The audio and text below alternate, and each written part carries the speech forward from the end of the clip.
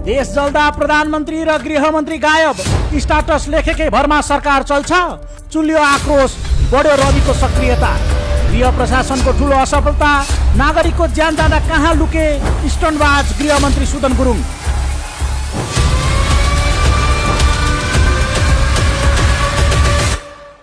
सुनसरीको देवानगञ्ज गाउँपालिका 3 कप्तानगञ्जमा 2 समूहबीच उत्पन्न तनाव, आगजनी र प्रहरीको गोली लागेर नागरिकको ज्यान गएको घटनाले सिङ्गो देशलाई तरङ्गित बनाएको छ।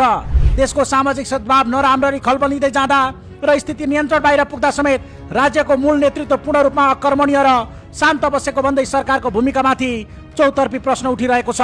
सङ्कटपूर्ण अवस्थामा मुलुकलाई निकास दिनुको सट्टा प्रधानमन्त्री बालेन्द्र शाह बालेन र गृहमन्त्री सुदन गुरुङ जिम्मेवारीबाट पन्छिएपछि राजनीतिक तथा नागरिक वित्तबाट सरकारको उपस्थितिमाथि नै गम्भीर आशंका जन्मिएको हो। कप्तानगञ्जमा साम्प्रदायिक तनाव बढेर स्थिति तनावपूर्ण बन्दा सरकारले कुनै ठोस समन्वयकारी वा कूटनीतिक अग्रसरता लिएन, बरु उल्टै अशान्त क्षेत्रमा सुरक्षा निकाय परिचालन गरेर अन्धाधुन्द गोली चलाउँदा युवाको ज्यान जानुका साथै दर्जनौं नागरिक घाइते भएका छन्।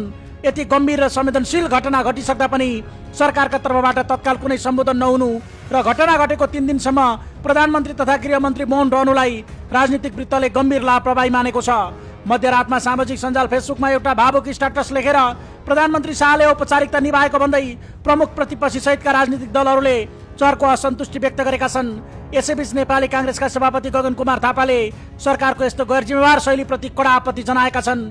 यस्तो संवेदनशील बेलामा पनि प्रधानमन्त्री भाउ खाएर र ठालु भएर बस्ने हो भन्दै थापाले प्रश्न उठाएका छन्। उनले भने सरकार केवल बन्दुक गोली र लाठीमा मात्र देखिनु हुँदैन, सरकार अभिभावक मात्र होइन, नेतृत्व पनि हो।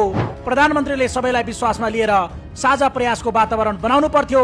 संकटको यस घडीमा सडकमा रगत बग्दा स्टाटसमा सरकार चलाउने प्रवृत्तिले देश कता जाँदैछ भन्ने गम्भीर चिन्ता थपेको छ। प्रधानमन्त्री र गृहमन्त्री हराउँदा रविको अग्रसरता। देश संकटको मोडमा उभिँदा सत्तारूढ दल राष्ट्रिय स्वतन्त्र पार्टी रासपाका सभापति रवि लामिछानेको भने राजनीतिक सक्रियता एकाएक बढेको छ। सरकारले गर्नुपर्ने काम पार्टी सभापतिले गर्नुपर्ने स्थिति सिर्जना भएपछि विपक्षी दलहरूले समेत सरकारको खोजी गर्न थालेका हुन्। सभापति लामिछानेले बुधबार बिहान सिंहदरबारमा सर्वदलीय बैठक आह्वान गरे। बैठकमा नेपाली कांग्रेसका नेकपा एमाले, नेपाली कम्युनिस्ट पार्टी, राप्रपा, श्रम संस्कृति पार्टी, जसपा नेपाल, जनमत पार्टी लगायतका शीर्ष नेताहरू सहभागी थिए। बैठकमा नेताहरूले देशको नेतृत्व तह पूर्ण रूपमा अलमलमा परेको टिप्पणी गर्दै रविको पहल कदमीलाई भने सकारात्मक रूपमा लिए। एमाले महासचिव शङ्कर पोखरेलले भने सर्वदलीय बैठकको आयोजना सरकार तथा प्रधानमन्त्री आफैले गर्नुपर्थ्यो, तर सरकारले अग्रसरता नलिएकाले लामिछानेजीले बोलाउनु भयो, यसलाई हामीले सकारात्मक रूपमा लिएका छौँ। सर्वदलीय बैठकपछि नेताहरूले 7 बुँदे संयुक्त अपिल जारी गर्दै आपसी भाइचारा र सामाजिक सद्भाव कायम राख्न देशवासीलाई आह्वान गरेका छन्। बैठकपछि लामिछाने राष्ट्रपति रामचन्द्र पौडेललाई भेट्न शीतल निवास पुगेर पछिल्लो अवस्थाबारे जानकारी गराएका थिए। राजनीतिक विश्लेषकहरूका अनुसार बालेन शाहमा राजनीतिक परिपक्वता र प्रशासनिक ज्ञानको कमी देखिँदा रवि लामिछानेले समन्वयकारी भूमिका खेलेर आफूलाई परिपक्व नेताका रूपमा प्रस्तुत गरेका छन्। प्रधानमन्त्री सिंहदरबार पुगेर स्टेटस लेख्नमा मात्र सीमित भए, उनलाई प्रणाली कसरी चल्छ भन्ने नै थाहा छैन, विश्लेषकहरूको टिप्पणी छ। स्टन्टबाजी गर्ने गृहमन्त्री सङ्कटमा गुमनाम। गृह प्रशासनको बागडोर सम्हालिरहेका गृहमन्त्री सुदन गुरुङको भूमिका भने यो घटनामा झनै विवादास्पद र रहस्यमय बनेको छ। जेनजी आन्दोलनको रापतापबाट राजनीतिमा उदाएका गृहमन्त्री बनेका गुरुङ मन्त्री बनेको पहिलो दिनदेखि नै विभिन्न स्टन्ट र मिडियाबाजीका कारण चर्चामा रहने गर्दथे। मन्त्रालयको सोफामै सुतेको फोटो सार्वजनिक सञ्जालमा हाल्ने, सुरक्षा मन्त्रालय समेत खबर नगरी भन्सार र सीमा नाकामा छड्के निरीक्षणका नाममा पुग्ने र संसदका पोडियममा उभिएर आक्रामक भाषणबाजी गर्दै आँसु झार्ने गृहमन्त्री गुरुङ अहिले आफ्नै मातहतको प्रहरीले गोली चलाएर नागरिकको ज्यान लिँदा पनि पूर्ण रूपमा गुमनाम भएका छन्। पूर्व प्रधानमन्त्रीहरूलाई पक्राउ गर्ने अडान लिनेर ससाना कुरामा मिडिया अघि आउने गृहमन्त्री न त सुनसरी पुगेका छन्, न त उनले पीडित परिवारको पक्षमा कुनै सान्त्वनाका शब्द नै बोलेका छन्।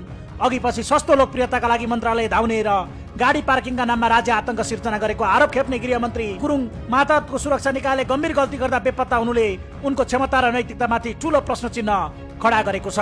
स्टाटसमा सीमित सरकार र खस्किँदो जनविश्वास। घटना घटेको 3 दिनपछि मात्रै दबावमा आएर मध्यरातमा प्रधानमन्त्रीले बोलेको विषयले सरकारको प्रशासनिक सुस्तता र अकर्मण्यता छताछुल्ल पारेको छ। समयमै सरकारी धारणा नल्याएको, भिडियो सन्देश जारी नगरेको र सरकारवालासँग प्रत्यक्ष संवाद नगरेको भन्दै सरकारको सर्वत्र आलोचना भइरहेको छ। बाध्य भएर प्रधानमन्त्री बालेन र गृहमन्त्री गुरुङले प्रतिनिधित्व गर्ने रासपाले मंगलबार विज्ञप्ति निकालेपछि मात्रै बालेनले मध्यरातमा स्ट्याटस लेख्दै सुरक्षाकर्मीको गोलीले नागरिकको ज्यान गएको स्वीकारेका थिए।